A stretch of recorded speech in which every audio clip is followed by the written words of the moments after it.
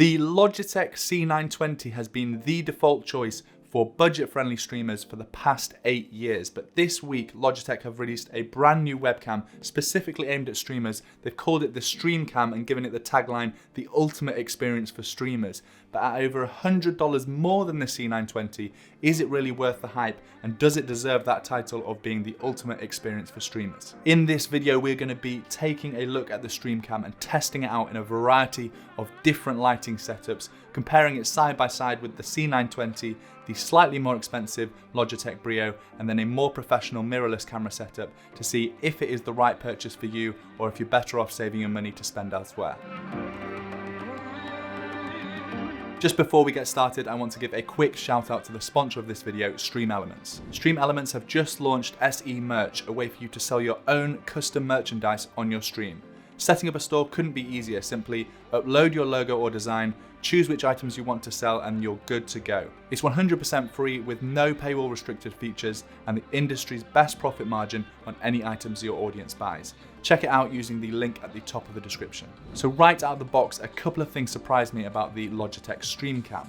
Firstly, it's quite a bit larger than other webcams that I've been used to. It's not quite as wide as the Brio, but it's much taller and thicker than most webcams I've used before. A bigger camera usually means a bigger sensor, hence a larger aperture, which should create more aesthetic and a higher quality image. The other thing worth noting is it is USB-C and not USB-A. Judging from the fact that people are still buying the C920 8 years after its first release, it's just smart future-proofing from Logitech, because in 8 years' time, people may well not have any USB-A slots anymore, but I do realize that USB-C is a decision that they've made, and many of you out there might not even have a USB-C port on your motherboard or laptop. So just bear in mind, if you do pick up this webcam, you may well need an adapter. Right, enough setup, let's jump into some comparisons between the Logitech StreamCam and the Logitech C920, the Brio, and a more expensive mirrorless camera setup.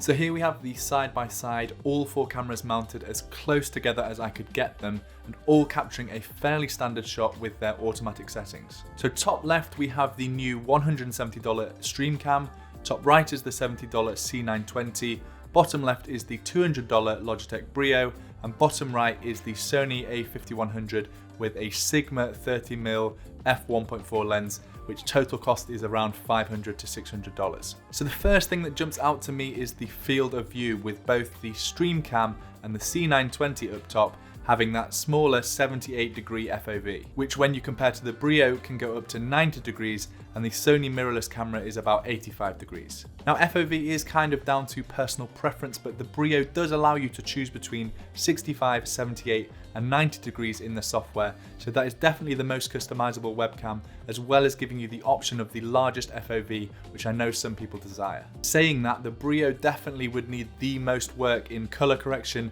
and white balance. If you look at my skin tone as well as the color of my jumper, it's the most inaccurate of the 4 cameras, so you definitely need to spend some time in the Logitech Capture settings, as well as maybe adding some filters or a LUT in the streaming software to make sure its colors look better. If we take a look at the StreamCam cropped side by side with the C920, you can see that again, both of these images may require a bit of tinkering in the settings of your streaming software, but they are relatively comparable. I don't know how much of this is going to still be visible after I've rendered it out and uploaded it and YouTube's compression has kicked in, but for me the StreamCam definitely picks out more details and has less noise in the darker areas. The autofocus and auto exposure also seem to be quite a bit quicker than the C920, which you'd expect with the higher price tag. It's still, in my opinion, mightily impressive how well the C920 holds up in comparison with a camera that is newer and over double its price. Next, let's take a look at the StreamCam versus the Brio, and if we ignore the color and FOV differences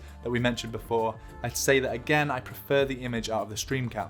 The Brio is capable of shooting in 4K, which the StreamCam isn't, but I don't really think that's going to be an issue for streaming, since nobody is streaming in 4K anytime soon, and even then you'd have to be running your camera in full screen for it even to be possible to notice. As for the StreamCam versus the mirrorless camera, it's really just not a fair comparison. As expected, the colors, the depth of field, the image quality all look so much better in the mirrorless camera, but we are comparing a $170 webcam with a $500+ camera setup. When we look at the low light tests, I left the mirrorless camera on its set ISO of 100, so it was doing no compensation for changing the brightness of my lights. Firstly, I turned both of my key lights completely off so the only light is coming from my monitors. You can see that the Brio actually does the most work in attempting to brighten up the image, but really this is a non-ideal setup. You'd want to at least have some form of lighting for your streams if you're going to be using a webcam.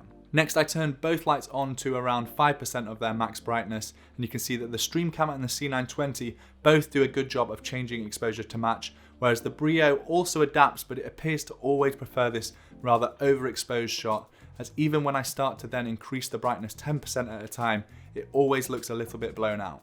When we go all the way to 100% brightness on these lights, you can see from the mirrorless camera bottom right that this would be a completely unplayable condition. As I switch from 100% all the way down to 5%, you can really see how quickly the cameras adjust and what a variety of different lighting conditions they can support. Next, let's look at the 4 cameras in a more likely scenario. Some of you may use a full screen webcam from time to time, but I imagine the majority are arranging their scene something like this, with the gameplay behind and a smaller camera source and overlay on top. I think at this size it's even harder to see the differences between the StreamCam and the C920, even though we're talking about over $100 difference in price. You also here get a much better sense of that field of view difference for the Brio, which to be honest with you is the only reason I would recommend getting one over the StreamCam or C920. So if you really do want that huge field of view, then I would recommend getting the Brio.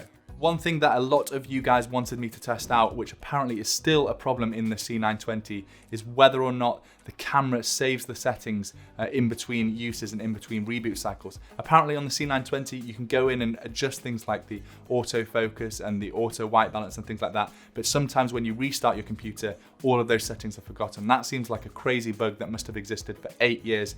I did power on and power off my PC about 5 times with some custom settings on the Logitech StreamCam, and it seemed to remember them, so I can only assume that the settings are being saved to the camera. One thing that does kind of rub me the wrong way about the Logitech StreamCam is the fact that they've named it the StreamCam, they've given it the tagline, the ultimate experience for streamers, and yet on their sales page, they brag about all these features that really don't make any sense to streamers at all. I mean, I understand that streaming is now more than just gaming and that we have to be thinking about these other content creators that are wanting to live stream, but a portrait video really doesn't make any sense to me because all of the platforms that you can live stream to from your computer, they're all landscape, they're all 16:9 players. So the only use case I can possibly think about for having a portrait camera is if you had like a 4:3 game, like an old school game, and you wanted your camera to fill the rest of the 16:9 frame. To me, it just doesn't make sense. I'm sure this feature has been built actually for content creators, people for Instagram and TikTok to record videos, not for streamers, not for live streaming. You can't even live stream to Instagram from your desktop. You have to do it from your phone. So I just don't think this is a feature that has been built for streamers. Image stabilization, that also makes no sense. Surely, if you're using this for streaming, you're having it mounted on top of your monitor or on a tripod of some sort. So when are you ever going to need some sort of image stabilization? Unless you're slamming your desk in rage often, then maybe that kind of makes sense to have some kind of image stabilization, but I just don't get it. Why would you need that in a streaming camera? And then there's the stereo microphone. Please, please, please tell me that if you are spending $170 on a webcam and you're considering using that microphone built into the webcam for your live streams, you need to reorder your priorities. What you should be spending is maybe $100 on a quality USB microphone, of which there are so many on the market right now, and then spending the rest, the $70, on something like the C920. Do not spend your whole $170 on this webcam and then use the microphone built in. It's going to sound 100 times worse than even a relatively cheap USB microphone. Listen, I have no problem with Logitech building these features because they do have use cases for some webcam applications, but don't dub it the StreamCam and the ultimate experience for streamers as if you've dived really deep into this market and researched what people want. I think probably what has happened in this case is that Logitech were building this camera for a number of years, and then at a late date, marketing came in and saw this massive opportunity in streaming. There's a market of people willing to spend money, so they've given it the name StreamCam just so that they can try and sell more to a growing industry, when in reality, it's a good webcam that has a variety of different uses. So let's answer the all-important question, is the Logitech StreamCam worth $170 of your own money? And it's a really strange price point because you can certainly get a slightly worse image for a lot less money. And the C920 in that aspect is still a fantastic product. Then it's kind of comparable to the Logitech Brio. Obviously they interchange in some features like the 4K for the Brio. But then the next level up from those cameras really is to invest in a cheap mirrorless setup, which of course means you need a camera, a lens, and a capture device, some way of being able to feed that camera into your computer. And those kind of go, even if you're looking secondhand, for about $400 all in. So over double the price of the StreamCam. I would say that if you are on a tighter budget or if you're just starting out, the Logitech C920 is still a fantastic choice, especially if you can pick it up on Amazon Prime Day or Amazon Black Friday, because those days seem to have massive discounts for the C920. But the C920 does have its own issues, especially that one about saving the settings and having to redo them every time you start your stream. So if you don't want to have to deal with that, or you want a combination of the better image quality, the better low light performance, and the better autofocus, and you have $170 that you're willing to spend on a webcam, then the Logitech StreamCam is probably a pretty good option for you.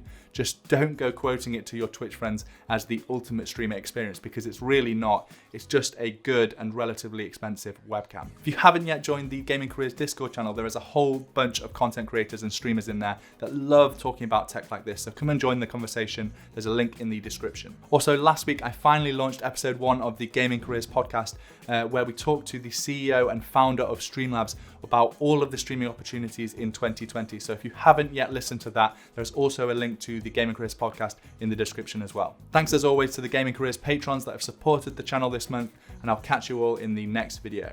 Peace. To be a vertical camera, I don't understand that. That seems like it's built for Instagrammers and TikTokers.